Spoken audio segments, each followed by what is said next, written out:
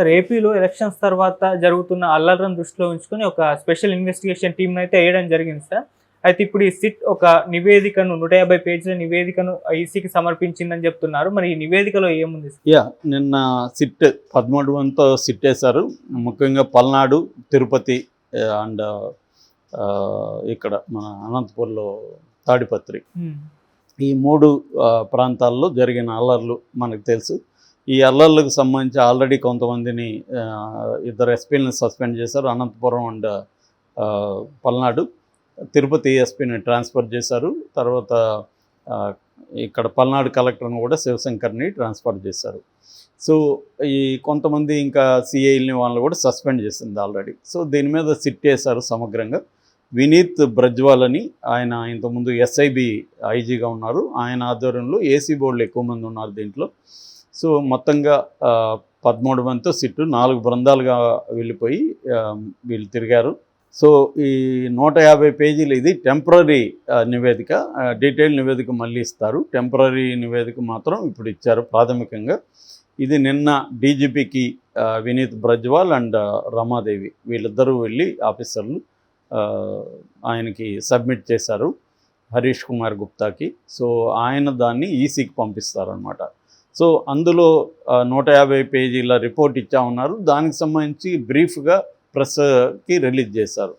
So అందులో ఏముందంటే మొత్తం ఈ 3 ప్రాంతాలలో కలిపి మొత్తం 33 ఇన్సిడెంట్స్ జరిగాయి. ఈ 33 ఇన్సిడెంట్స్లో 1370 మంది అక్యూజ్డ్ అని ఇప్పటికి ఆల్రెడీ పోలీసులు చేర్చారు. అయితే 1370 మందిలో ఓన్లీ 731 మందిని మాత్రమే గుర్తించారు స్థానిక పోలీసులు. 639 మందిని గుర్తించాల్సి ఉంది, గుర్తించలేదు. సో అది నెగ్లిజెన్స్ క్లియర్గా. ఎందుకంటే గుర్తించడానికి వీళ్ళేమీ చర్యలు తీసుకోలేదు, గుర్తించడానికి ప్రయత్నించలేదు. సో ఏదో మొక్కుబడిగా గుర్తించాలని చెప్తున్నారు. సో సరైన ఎంక్వైరీలు జరగలేదు అనేది చెప్తున్నారు. ఈ 1370లో ఆ 737 గుర్తించారు కదా, ఆ గుర్తించిన వాళ్ళలో ఓన్లీ 124 పీపుల్ని మాత్రమే అరెస్ట్ చేశారు. 124 మందిని మాత్రమే అరెస్ట్ చేశారు. మిగతా వాళ్ళని అరెస్ట్ చేయలేదు. ఒక 94 మందికి సిఆర్పిసి పార్టీ 1A కింద నోటీసులు ఇష్యూ చేశారు. అంతవరకే వీళ్ళు చేశారు. సో క్లియర్గా పోలీసులు ఈ 3 చోట్ల కూడా స్థానిక రాజకీయ నాయకులతో కుమ్మక్కయ్యారు అనేది ఆ నివేదికలో ఉంది. క్లియర్గా ఇది వాళ్ళ డ్యూటీస్ని వాళ్ళు చేయలేదు అని చెప్తున్నారు. ఈ 33 సంఘటనలు ఎక్కడెక్కడ జరిగాయి అనేది కూడా వాళ్ళు మెన్షన్ చేశారు. అది మాచర్ల, నర్సరావుపేట, గురిజాల, అంటే పల్నాడు ఏరియాలో ఈ 3 చోట్ల, మాచర్ల, నర్సరావుపేట, గురిజాల, ఈ 3 చోట్ల 22 ఇన్సిడెంట్లు జరిగాయి. తిరుపతిలో 4 ఇన్సిడెంట్లు జరిగాయి. తిరుపతి, చంద్రగిరి. యాక్చువల్గా చంద్రగిరి నియోజకవర్గంలో అల్లర్లు జరిగింది. అక్కడ పులవర్తి నాని వర్సెస్ చెవిరెడ్డి మోహిత్ రెడ్డి, వాళ్ళిద్దరి మధ్య గొడవలు. అందులో 4 ఇన్సిడెంట్లు జరిగాయి. అనంతపూర్ తాడిపత్రిలో 7 ఇన్సిడెంట్లు జరిగాయి. ఇది వీళ్ళు 33 టోటల్గా. సో దీన్ని వీళ్ళు సబ్మిట్ చేశారు. అయితే దీనికి సంబంధించి తెలుగుదేశం శ్రేణులు కొంత అసంతృప్తి వ్యక్తం చేస్తున్నారు. ఎందుకంటే వీళ్ళు మాచర్లకు అసలు వెళ్ళనే లేదు అనేది ఈనాడు పెద్ద కథనం రాసింది ఈరోజు. మాచర్లకు వెళ్లకుండా వీళ్ళు సిట్టు ఎందుకు ఇలా చేసింది, మాచర్లకు వెళ్ళాలి కదా, అక్కడ పిన్నెల్లి రామకృష్ణారెడ్డి తెలుగుదేశం వాళ్ళ బ్రహ్మారెడ్డి మీద వీళ్ళ మీద దాడులు చేశారు. సో అక్కడికి వీళ్ళు వెళ్లకుండా ఎందుకు చేస్తున్నారు. అట్లాగే మాచర్లో కేశవరెడ్డి టీడీపీ అతని మీద దాడులు చేశారు వాళ్ళ ఇంటి మీద. ఇవన్నీ ఈనాడు అండ్ తెలుగుదేశం వాళ్ళు చేస్తున్నారు. తెలుగుదేశం వాళ్ళు కూడా సిట్ని కలిసి ఒక పెన్ డ్రైవ్ ఇచ్చారని చెప్తున్నారు. ఆ పెన్ డ్రైవ్లో డీటెయిల్గా వీడియోలు ఉన్నాయి, ఎక్కడెక్కడ ఎవరి మీద దాడులు జరిగాయి మా వాళ్ళ మీద అనేది వీళ్ళు ఇచ్చారు. అట్లాగే మన ఆళ్ళ నాని కావచ్చు, రాంబాబు కావచ్చు, మల్లాది విష్ణు కావచ్చు, లేళ్ళ అప్పిరెడ్డి కావచ్చు, ఇలాగ ఒక బృందం, వైసీపీ బృందం కూడా నిన్న సిట్ని కలిసి వచ్చిన తర్వాత ప్రెస్ మీట్ కూడా పెట్టారు. వాళ్ళు ఏం చెప్తున్నారంటే పోలీసుల్ని ఎక్కడైతే బదిలీ చేశారో అక్కడే ఎల్లలు జరిగాయి, ఇది ఆషామాషి వ్యవహారం కాదు, లాస్ట్ మినిట్లో పోలీస్ ఆఫీసర్లను ఎలా బదిలీ చేస్తారు, ఎలక్షన్ కమిషన్ దీనికి బాధ్యత వహించాలి అనేది వాళ్ళు ప్రధాన ఆరోపిస్తున్నారు. ఎందుకంటే ఎక్కడెక్కడ బదిలీలు జరిగాయో అక్కడే ఎలలు జరిగాయి. వాళ్ళకి కొత్తగా వచ్చిన వాళ్ళకి స్థానిక పరిస్థితుల మీద పట్టు రావడానికి టైం పడుతుంది. ఆ టైం లోపల ఇవి జరిగాయి.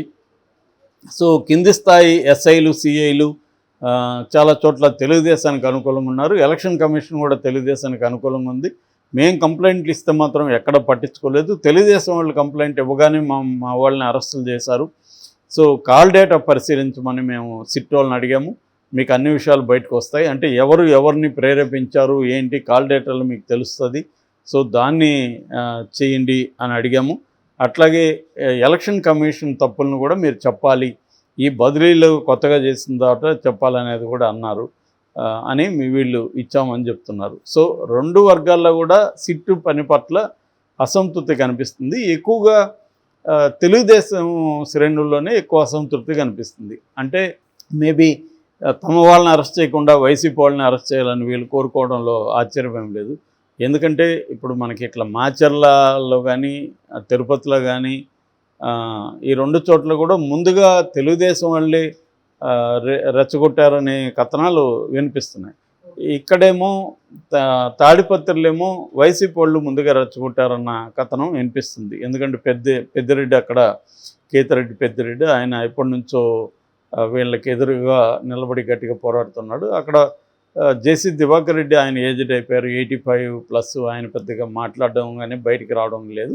ప్రభాకర్ రెడ్డి కూడా కొట్లాడుతున్నాడు, కానీ ప్రభాకర్ రెడ్డి కూడా అక్కడ మంచి ఫ్యాక్షన్ బలం ఉంది. సో కేతిరెడ్డి వాళ్ళ బ్రదర్ను కూడా ఒకప్పుడు ఈ వర్గం ప్రభాకర్ రెడ్డి వర్గం వాళ్ళు చంపేశారు. సో ఈ రకంగా తీసుకున్నప్పుడు అక్కడ ఫ్యాక్షనిజం ఒక అంశం, రెండోది తెలుగుదేశం వైసీపీ వాళ్ళు ఇద్దరు కూడా కొన్ని చోట్ల చేశారు. సో అవన్నీ కూడా వీళ్ళు బయటికి తీస్తున్నారు. అయితే వీళ్ళ పని మీద అసంతృప్తిగా ఎందుకున్నారంటే నాకు తెలిసి టైం కూడా వాళ్ళకి సరిపోదు. ఇప్పుడు 4 బృందాలుగా ఏర్పడి ఇన్ని ఏరియాలు తిరగాలంటే కష్టం. అందుకని వాళ్ళు ఏం చేస్తున్నారు, కొన్ని చోట్లకి వెళ్తున్నారు, కొన్ని చోట్ల అప్సైల్గా తెప్పించుకుంటున్నారు రికార్డ్స్.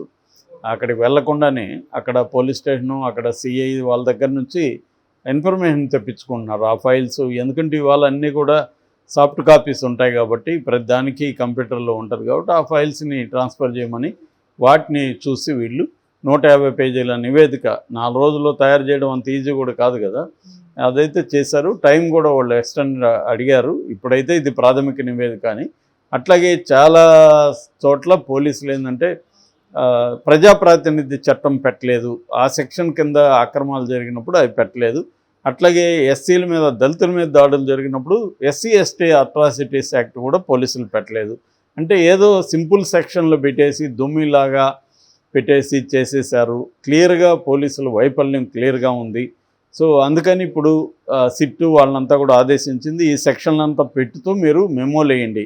ఎందుకంటే ఆల్రెడీ ఎఫ్ఐఆర్లు అయిపోయి ఉంటాయి కాబట్టి అదనంగా యాడ్ చేయాలంటే మెమో ద్వారా కోర్టుకి సబ్మిట్ చేయాలన్నమాట. అప్పుడు అది ఎఫ్ఐఆర్లు యాడ్ అయినట్లు లెక్క. సో అలాగా సిట్ గైడ్ చేసిందని చెప్తున్నారు ఇవన్నీ చేయండి అని. ఓవరాల్గా ఈ సిట్ వేయడం అయితే ఒక రకం మంచి పరిణామం. ముఖ్యంగా వైలెన్స్ ఫస్ట్ ఆగింది. నాయకులు ఎక్కడికక్కడ అజ్ఞాతంలోకి వెళ్ళిపోయారని చెప్తున్నారు. పిన్నెల్లి బ్రదర్స్ హైదరాబాద్కి వచ్చేయడం, తర్వాత పెద్దిరెడ్డి కనిపించట్లేదు, ప్రభాకర్ రెడ్డి కూడా హైదరాబాద్లో ఉన్నాడని చెప్తున్నారు. ఇలాగా ఓవరాల్గా కొంత ప్రశాంతత అయితే నెలకొంది. అయితే మళ్ళీ కౌంటింగ్ అప్పుడు ఇది బర్స్ట్ అయ్యే అవకాశం ఉంది.